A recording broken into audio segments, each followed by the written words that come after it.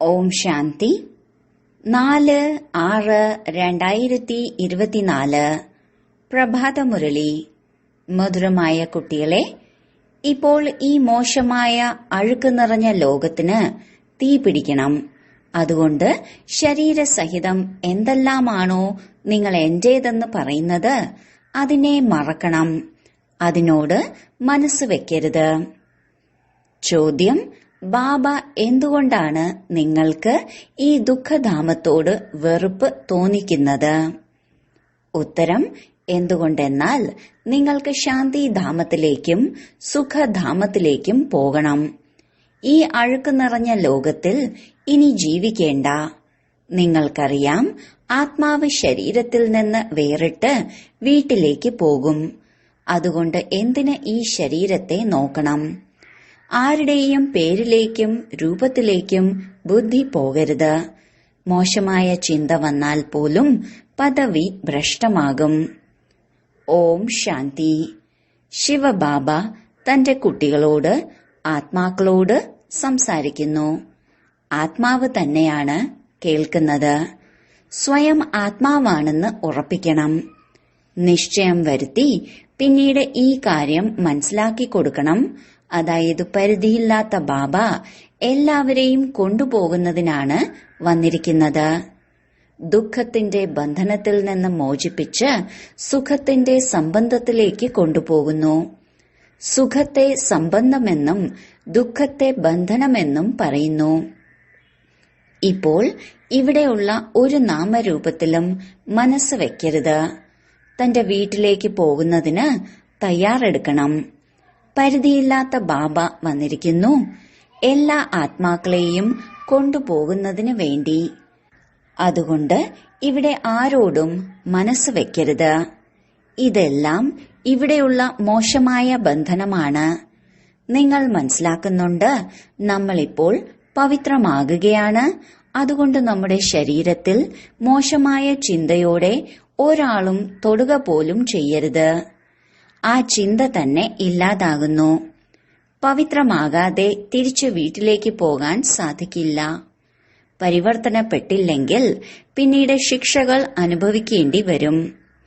ഈ സമയം എല്ലാ ആത്മാക്കളും പരിവർത്തനപ്പെടാത്തവരാണ്.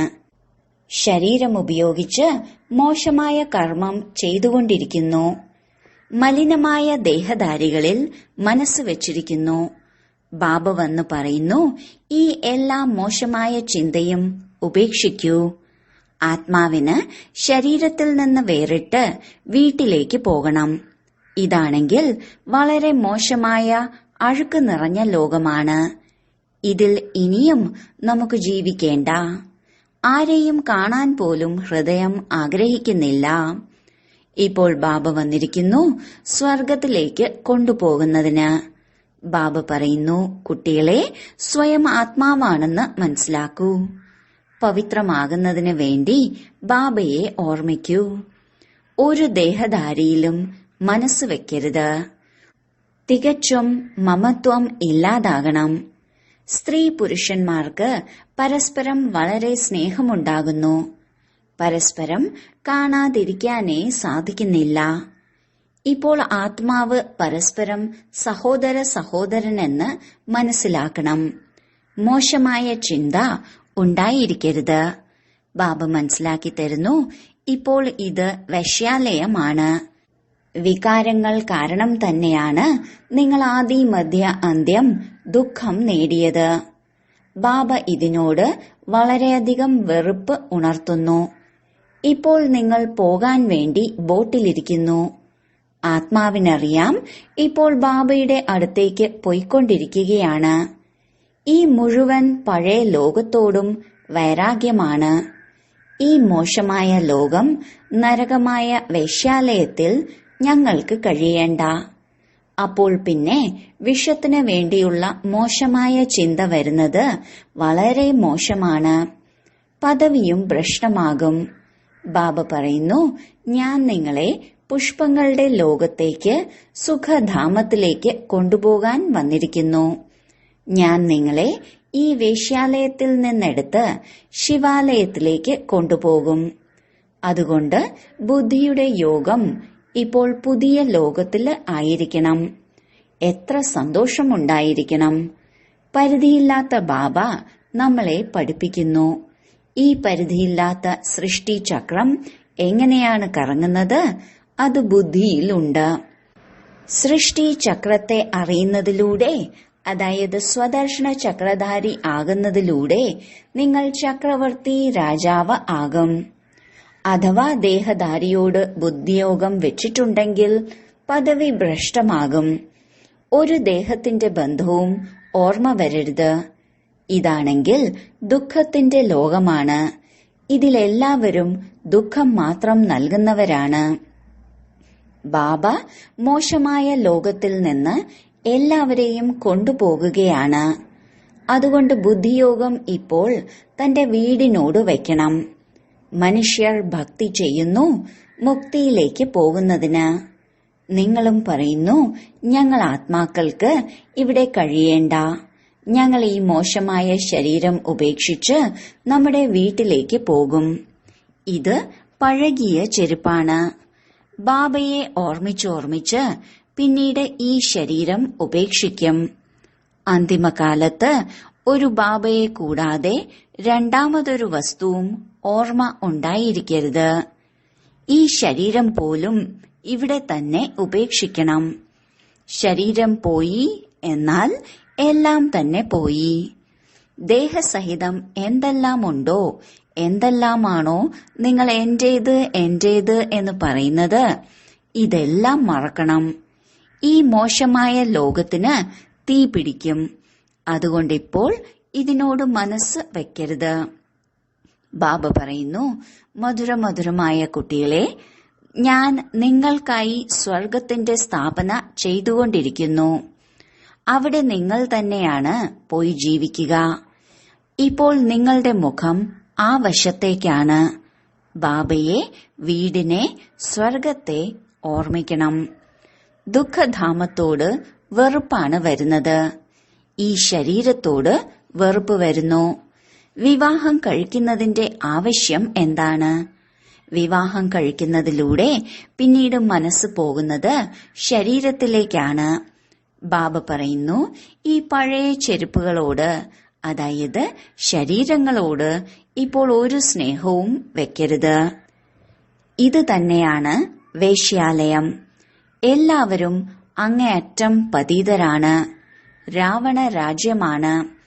ഇവിടെ ആരോടും മനസ്സ് വെക്കരുത്, ബാബയിലല്ലാതെ.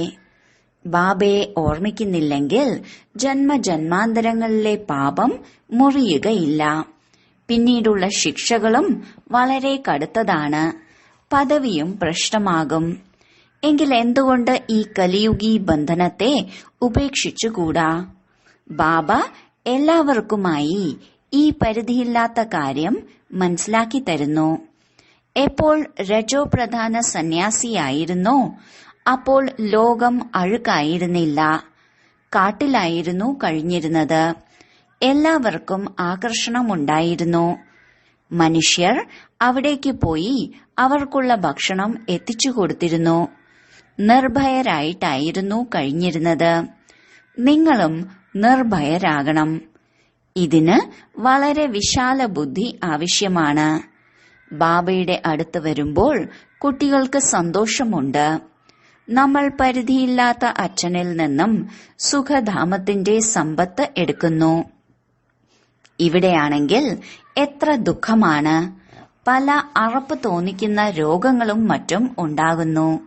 ബാബ ഗ്യാരണ്ടി നൽകുന്നു, നിങ്ങളെ ദുഃഖം, രോഗങ്ങൾ എന്നിവയുടെ പേരുപോലുമില്ലാത്ത ലോകത്തിലേക്ക് കൊണ്ടുപോകുന്നു.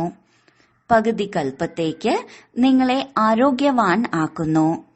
ഇവിടെ ആരോടെങ്കിലും മനസ്സ് വെച്ചിട്ടുണ്ടെങ്കിൽ വളരെ ശിക്ഷ അനുഭവിക്കേണ്ടി വരും.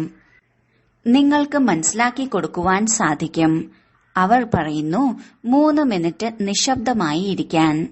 പറയൂ, കേവലം നിശബ്ദത കൊണ്ട് എന്താകാനാണ്? ബാബയെ ഓർമ്മിക്കുകയാണ് വേണ്ടത്. അതിലൂടെ വികർമ്മം വിനാശമാകും. ശാന്തിയുടെ വരദാനം നൽകുന്നത് ബാബയാണ്. ബാബയെ ഓർമ്മിക്കാതെ എങ്ങനെ ശാന്തി ലഭിക്കും? ബാബയെ ഓർമ്മിക്കുമ്പോഴാണ് സമ്പത്ത് ലഭിക്കുക. ടീച്ചർമാർ വളരെയധികം പാഠം പഠിപ്പിക്കണം, ഉത്സാഹിക്കണം. ആരും ഒന്നും പറയില്ല. ബാബയുടേതായി എങ്കിൽ വയറിന് വേണ്ടത് ലഭിക്കുക തന്നെ ചെയ്യും. ശരീര നിർവഹണാർത്ഥം വളരെ ലഭിക്കും. പുത്രി വേദാന്തി, അതായത് വേദാന്തി ബഹൻജി ചെയ്തതുപോലെ പരീക്ഷയ്ക്കുള്ള ഒരു ചോദ്യമായിരുന്നു, ഗീതയുടെ ഭഗവാൻ ആരാണ്? പരമപിത പരമാത്മാവായ ശിവൻ എന്നെഴുതിയപ്പോൾ തോൽപ്പിച്ചു. ആരെല്ലാമാണോ കൃഷ്ണനെന്ന് എഴുതിയിട്ടുണ്ടായിരുന്നത് അവരെ ജയിപ്പിച്ചു. കുട്ടി സത്യം പറഞ്ഞപ്പോൾ അറിവില്ലാത്തത് കാരണം തോൽപ്പിച്ചു. പിന്നീട് എഴുതിയത് സത്യമാണ് എന്ന് തെളിയിക്കാനായി യുദ്ധം ചെയ്യേണ്ടി വരും. ഗീതയുടെ ഭഗവാൻ നിരാകാരനായ പരമപിത പരമാത്മാവ് തന്നെയാണ്. ദേഹധാരിയായ കൃഷ്ണന് ആകാൻ സാധിക്കില്ല. എന്നാൽ പുത്രിക്ക് ഈ ആത്മീയ സേവനം ചെയ്യാനായിരുന്നു ആഗ്രഹം. അതുകൊണ്ട് ആ പഠിപ്പ് ഉപേക്ഷിച്ചു. നിങ്ങൾക്കറിയാം, ഇപ്പോൾ ബാബയെ ഓർമ്മിച്ചോർമ്മിച്ച് തന്റെ ഈ ശരീരത്തെ പോലും ഉപേക്ഷിച്ച് ശാന്തിയുടെ ലോകത്തിലേക്ക് പോകണം. ഓർമ്മിക്കുന്നതിലൂടെ ആരോഗ്യവും സമ്പത്തും രണ്ടും തന്നെ ലഭിക്കുന്നു. ഭാരതത്തിൽ ശാന്തിയും സമൃദ്ധിയും ഉണ്ടായിരുന്നില്ലേ? ഇങ്ങനെയുള്ള കാര്യങ്ങൾ നിങ്ങൾ കുമാരിമാരിരുന്ന് മനസ്സിലാക്കി കൊടുക്കൂ. എങ്കിൽ നിങ്ങളെ ആരും തന്നെ വിമർശിക്കില്ല. അഥവാ എതിരിടാൻ വരികയാണെങ്കിൽ നിയമത്തിന്റെ ഭാഗത്ത് നിന്ന് നേരിടൂ. വലിയ വലിയ ഓഫീസർമാരുടെ അടുത്ത് പോകൂ. അവരെന്ത് ചെയ്യും? നിങ്ങൾ ഒരിക്കലും വിശന്ന് മരിക്കില്ല. പഴവും തൈരും കൂട്ടിയും ചപ്പാത്തി കഴിക്കാൻ സാധിക്കും. മനുഷ്യർ വയറിനു വേണ്ടി എത്ര പാപമാണ് ചെയ്യുന്നത്. ബാബ വന്ന് എല്ലാവരെയും പാപാത്മാവിൽ നിന്ന് പുണ്യാത്മാവാക്കുന്നു. ഇവിടെ പാപം ചെയ്യുകയോ കള്ളം പറയുകയോ ചെയ്യേണ്ട ഒരാവശ്യവുമില്ല. നിങ്ങൾക്കാണെങ്കിൽ 3/4 ഭാഗവും സുഖമാണ് ലഭിക്കുന്നത്. ബാക്കി 1/4 ഭാഗമാണ് ദുഃഖം അനുഭവിക്കുന്നത്. ഇപ്പോൾ ബാബ പറയുന്നു, മധുരമായ കുട്ടികളെ, എന്നെ ഓർമ്മിക്കുകയാണെങ്കിൽ നിങ്ങളുടെ ജന്മജന്മാന്തരങ്ങളിലെ പാപം ഭസ്മമാകും. വേറൊരു ഉപായവുമില്ല. ഭക്തിമാർഗത്തിലാണെങ്കിൽ വളരെ അലച്ചിൽ അനുഭവിക്കുന്നു. ശിവന്റെ പൂജ വീട്ടിൽ പോലും ചെയ്യാൻ സാധിക്കും. എന്നാലും പുറത്ത് ക്ഷേത്രത്തിൽ തീർച്ചയായും പോകുന്നു. ഇവിടെയാണെങ്കിൽ നിങ്ങൾക്ക് ബാബയെ ലഭിച്ചു. നിങ്ങൾക്ക് ചിത്രം വെക്കേണ്ട ആവശ്യമില്ല. ബാബയെ നിങ്ങൾക്കറിയാം. ബാബ നമ്മുടെ പരിധിയില്ലാത്ത പിതാവാണ്. കുട്ടികൾക്ക് പരിധിയില്ലാത്ത സ്വർഗത്തിന്റെ ചക്രവർത്തി പദവിയുടെ സമ്പത്ത് നൽകിക്കൊണ്ടിരിക്കുന്നു. നിങ്ങൾ വരുന്നത് ബാബയിൽ നിന്ന് സമ്പത്തെടുക്കാനാണ്. ഇവിടെ ശാസ്ത്രം മുതലായവ പഠിക്കുന്നതിന്റെ കാര്യമേയില്ല. കേവലം ബാബയെ ഓർമ്മിക്കണം. ബാബ, ഞങ്ങൾ വന്നു കഴിഞ്ഞു, അത്രമാത്രം. നിങ്ങൾ വീടുപേക്ഷിച്ചിട്ട് എത്ര കാലമായി? സുഖധാമം ഉപേക്ഷിച്ചിട്ട് 63 ജന്മമായി. ഇപ്പോൾ ബാബ പറയുന്നു, ശാന്തിധാമത്തിലേക്ക് സുഖധാമത്തിലേക്ക് പോകാം. ഈ ദുഃഖധാമത്തെ മറക്കൂ. ശാന്തിധാമത്തെയും സുഖധാമത്തെയും ഓർമ്മിക്കൂ. മറ്റൊരു ബുദ്ധിമുട്ടും ഇല്ല. ശിവബാബയ്ക്ക് ഒരു ശാസ്ത്രവും പഠിക്കേണ്ട ആവശ്യമില്ല. ഈ ബ്രഹ്മാവ് പഠിച്ചിട്ടുണ്ട്. നിങ്ങളെ ഇപ്പോഴും ശിവബാബയാണ് പഠിപ്പിക്കുന്നത്. ഈ ബ്രഹ്മാവിനും പഠിപ്പിക്കാൻ സാധിക്കും. എന്നാൽ നിങ്ങളെപ്പോഴും ശിവബാബയാണ് പഠിപ്പിക്കുന്നത് എന്ന് മനസ്സിലാക്കൂ. ബാബയെ ഓർമ്മിക്കുന്നതിലൂടെയാണ് വികർമ്മം വിനാശമാകുക. ഇടയിൽ ഇദ്ദേഹവുമുണ്ട്. ഇപ്പോൾ ബാബ പറയുന്നു, സമയം കുറച്ചേയുള്ളൂ, കൂടുതലില്ല. ഇങ്ങനെ ചിന്തിക്കരുത്, ഭാഗ്യത്തിൽ എന്തുണ്ടോ അത് കിട്ടും എന്ന്. സ്കൂളിൽ പഠിക്കുവാനുള്ള പരിശ്രമം ചെയ്യുന്നില്ലേ? ഇങ്ങനെ ഒരിക്കലും പറയില്ലല്ലോ ഭാഗ്യത്തിലുണ്ടെങ്കിൽ എന്ന്. ഇവിടെ പഠിക്കുന്നില്ലെങ്കിൽ അവിടെ ജന്മജന്മാന്തരം വേലക്കാരനായി ഭ്രത്ര ജോലി ചെയ്തുകൊണ്ടേയിരിക്കും. രാജപദവി ലഭിക്കില്ല. അവസാനം ചിലപ്പോൾ കിരീടം വെച്ച് തരും. അതും ത്രേതായുഗത്തിന്റെ അവസാനത്തിൽ. അടിസ്ഥാന കാര്യമാണ് പവിത്രമായി മറ്റുള്ളവരെയും ആക്കി തീർക്കുക. സത്യനാരായണന്റെ സത്യകഥ കേൾപ്പിക്കുന്നത് വളരെ എളുപ്പമാണ്. 2 അച്ഛന്മാരുണ്ട്. പരിധിയുള്ള അച്ഛന്റെ പക്കൽ നിന്ന് പരിധിയുള്ള സമ്പത്ത് ലഭിക്കുന്നു. പരിധിയില്ലാത്ത അച്ഛനിൽ നിന്ന് പരിധിയില്ലാത്തത് ലഭിക്കുന്നു. പരിധിയില്ലാത്ത അച്ഛനെ ഓർമ്മിക്കൂ, എങ്കിൽ ഇതുപോലെ ദേവതയാകും. എന്നാൽ അതിലും പദവി നേടണം. പദവിക്ക് വേണ്ടി എത്ര കൊല്ലും കൊലയുമാണ് കാണിക്കുന്നത്. അന്തിമത്തിൽ ബോംബുകൾ കൊണ്ട് പരസ്പരം സഹായിക്കും. ഈ കാണുന്ന ഇത്രയും മതങ്ങൾ മുൻപ് ഉണ്ടായിരുന്നില്ല. ഇനി ഭാവിയിലും ഉണ്ടായിരിക്കില്ല. നിങ്ങൾ രാജ്യം ഭരിക്കുന്നവരാണെങ്കിൽ തന്നോട് തന്നെ അല്പം ദയ കാണിച്ചുകൂടെ? ഏറ്റവും കുറഞ്ഞത് ഉയർന്ന പദവിയെങ്കിലും നേടണം. പെൺമക്കൾ 8 അണ പോലും തരുന്നുണ്ട്. ഞങ്ങളുടേതായി ഒരിഷ്ടിക എങ്കിലും വെക്കണം.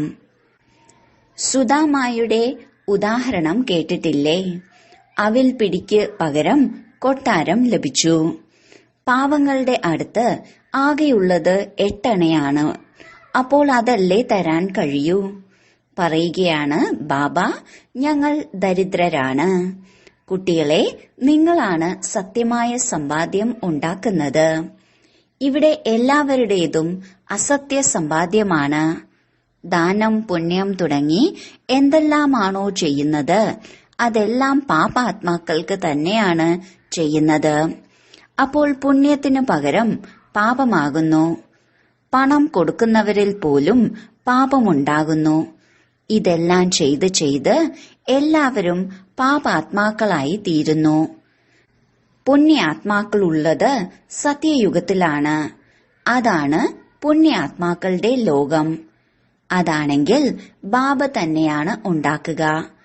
പാപാത്മാവാക്കി മാറ്റുന്നത് രാവണനാണ്. അഴുക്ക് നിറഞ്ഞവരാകുന്നു. ഇപ്പോൾ ബാബ പറയുന്നു, മോശമായ കർമ്മം ചെയ്യരുത്.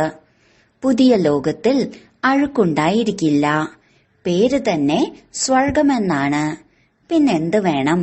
സ്വർഗമെന്ന് പറയുമ്പോൾ തന്നെ വായിൽ വെള്ളം വരുന്നുണ്ട്. ദേവതമാർ ജീവിച്ചു പോയിട്ടുണ്ട്. അതുകൊണ്ടാണ് ഓർമ്മ ചിഹ്നങ്ങൾ ഉള്ളത്. ആത്മാവ് അവിനാശിയാണ്. എത്രയധികം അഭിനേതാക്കളാണ് ഉള്ളത്. പാർട്ട് അഭിനയിക്കാൻ ഇവിടേക്ക് വരണമെങ്കിൽ എവിടെയെങ്കിലും ഒരു സ്ഥാനത്ത് ആത്മാക്കൾ ഇരിക്കുന്നുണ്ടാകുമല്ലോ. ഇപ്പോൾ കലിയുഗത്തിൽ എത്രയധികം മനുഷ്യരാണ്. ദേവീ ദേവതകളുടെ രാജ്യമില്ല. ആർക്കും മനസ്സിലാക്കി കൊടുക്കാൻ വളരെ എളുപ്പമാണ്. ഒരു ധർമ്മത്തിന്റെ സ്ഥാപന ഇപ്പോൾ വീണ്ടും നടന്നുകൊണ്ടിരിക്കുന്നു. ബാക്കി എല്ലാ ധർമ്മങ്ങളും ഇല്ലാതാകും. നിങ്ങൾ എപ്പോഴായിരുന്നോ സ്വർഗത്തിലായിരുന്നത്, അപ്പോൾ വേറൊരു ധർമ്മവും ഉണ്ടായിരുന്നില്ല.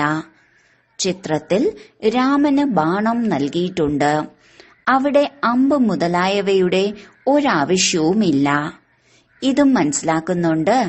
ആര് എന്ത് സേവനം കൽപ്പം മുമ്പ് ചെയ്തിട്ടുണ്ടോ അതാണ് ഇപ്പോഴും ചെയ്യുന്നത്. ആരാണോ വളരെ സേവനം ചെയ്യുന്നത് അവർ ബാബയ്ക്കും വളരെ പ്രിയപ്പെട്ടവരായിരിക്കും. ലൗകിക അച്ഛന്റെ കുട്ടികളിലും ആര് നന്നായി പഠിക്കുന്നോ അവരിൽ അച്ഛന് കൂടുതൽ സ്നേഹം ഉണ്ടായിരിക്കും. ആരാണോ വെറുതെ ആഹാരം കഴിച്ചും വഴക്കടിച്ചും ഇരിക്കുന്നത് അവരെ ആരും സ്നേഹിക്കില്ല. സേവനം ചെയ്യുന്നവർ വളരെ പ്രിയപ്പെട്ടവരായിരിക്കും. കഥയുണ്ടല്ലോ, 2 പൂച്ചകൾ കടികൂടി വെണ്ണ കൃഷ്ണൻ കഴിച്ചു. മുഴുവൻ വിശ്വത്തിന്റെയും ചക്രവർത്തി പദവിയാകുന്ന വെണ്ണ നിങ്ങൾക്കാണ് ലഭിക്കുന്നത്. അതുകൊണ്ട് ഇപ്പോൾ തെറ്റ് ചെയ്യരുത്. അഴുക്ക് പിടിച്ചവരായി മാറരുത്. അഴുക്കിന് പുറകെ പോയി രാജ്യപദവി നഷ്ടപ്പെടുത്തരുത്. ബാബയുടെ നിർദ്ദേശം ലഭിക്കുന്നുണ്ട്.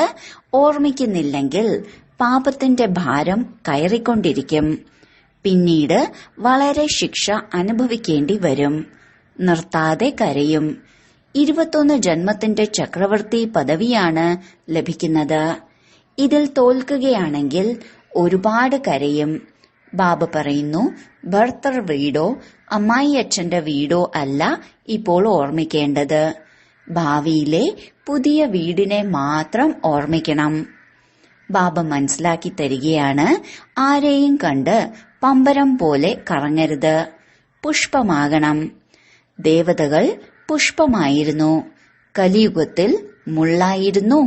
ഇപ്പോൾ നിങ്ങൾ സംഗമത്തിൽ പുഷ്പമായിക്കൊണ്ടിരിക്കുന്നു. ആർക്കും ദുഃഖം നൽകരുത്. ഇവിടെ ഇങ്ങനെ ആയിത്തീർന്നാലേ സത്യയുഗത്തിൽ പോകൂ.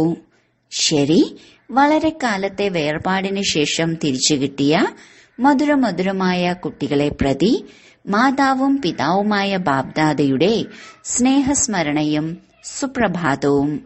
ആത്മീയ അച്ഛന്റെ ആത്മീയ കുട്ടികൾക്ക് നമസ്കാരം. ധാരണയ്ക്കുള്ള മുഖ്യസാരം. 1. അന്തിമ സമയത്ത് ഒരു ബാബയെ അല്ലാതെ രണ്ടാമതാരെയും ഓർമ്മ വരരുത്. അതിനുവേണ്ടി ഈ ലോകത്തിൽ ആരോടും മനസ്സ് വയ്ക്കരുത്. അഴുക്ക് പിടിച്ച ശരീരങ്ങളെ സ്നേഹിക്കരുത്. കലിയുഗി ബന്ധനത്തെ മുറിക്കണം. 2. വിശാല ബുദ്ധിയായി നിർഭയരാകണം. പുണ്യാത്മാവാകുന്നതിനു വേണ്ടി ഒരു പാപവും ഇപ്പോൾ ചെയ്യരുത്. വയറിനു വേണ്ടി കള്ളം പറയരുത്. അവിൽപിടി സഫലമാക്കി സത്യമായ സമ്പാദ്യം ശേഖരിക്കണം. തന്റെ മേൽ ദയ കാണിക്കണം. വരദാനം: പരമാത്മാ ലഹരിയിലൂടെ സ്വയത്തെയും വിശ്വത്തെയും നിർവിഘ്നമാക്കി മാറ്റുന്ന തപസ്വി മൂർത്തിയായി ഭവിക്കട്ടെ. ഒരു പരമാത്മാവിന്റെ ലഹരിയിൽ ഇരിക്കുന്നത് തന്നെയാണ് തപസ്യ. ഈ തപസ്യയുടെ ബലം തന്നെയാണ് സ്വയത്തെയും വിശ്വത്തെയും സദാകാലത്തേക്ക് നിർവിഘ്നമാക്കി മാറ്റുന്നത്. നിർവിഘ്നരായിരിക്കുകയും നിർവിഘ്നരാക്കുകയും ചെയ്യുക തന്നെയാണ് താങ്കളുടെ സത്യമായ സേവനം. അത് അനേക വിധത്തിലുള്ള വിഘ്നങ്ങളിൽ നിന്നും സർവാത്മാക്കളെയും മുക്തമാക്കുന്നു. അങ്ങനെയുള്ള സേവാധാരി കുട്ടികൾ തപസ്യയുടെ ആധാരത്തിൽ ബാബയിൽ നിന്ന് ജീവൻ മുക്തിയുടെ വരദാനം സ്വീകരിച്ച് മറ്റുള്ളവർക്കും കൊടുപ്പിക്കുന്നതിന് നിമിത്തമായി മാറുന്നു. സ്ലോഗൻ: ചിതറിപ്പോയ സ്നേഹത്തെ ഒരുമിപ്പിച്ച് ഒരു ബാബയിൽ സ്നേഹം വയ്ക്കൂ, എങ്കിൽ പ്രയത്നത്തിൽ നിന്ന് മുക്തമാകും.